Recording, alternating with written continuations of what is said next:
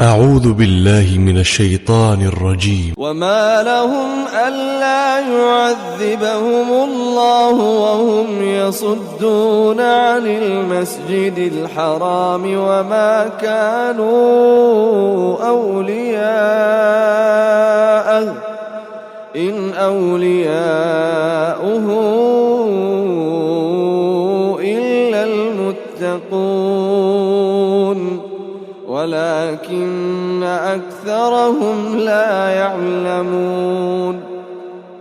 وما كان صلاتهم عند البيت إلا مكاء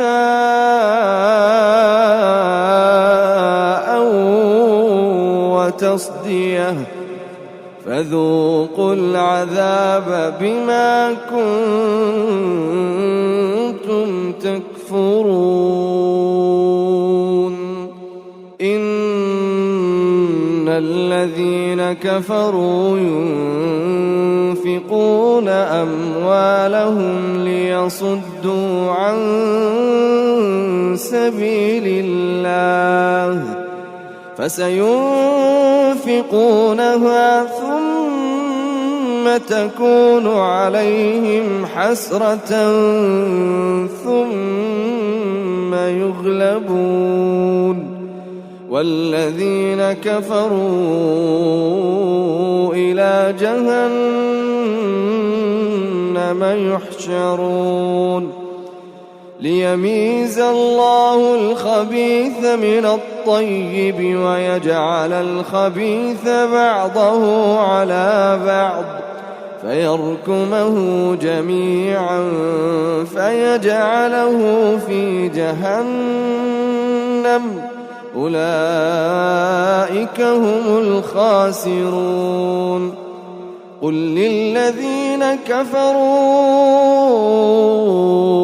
إن ينتهوا يغفر لهم ما قد سلف وإن يعودوا فقد مضت سنة الأولين.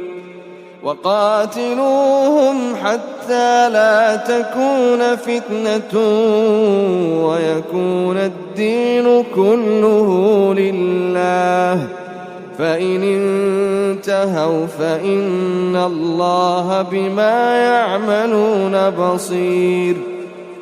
وإن تولوا فاعلموا أن الله مولاكم وإن تولوا فاعلموا أن الله مولاكم نعم المولى ونعم النصير.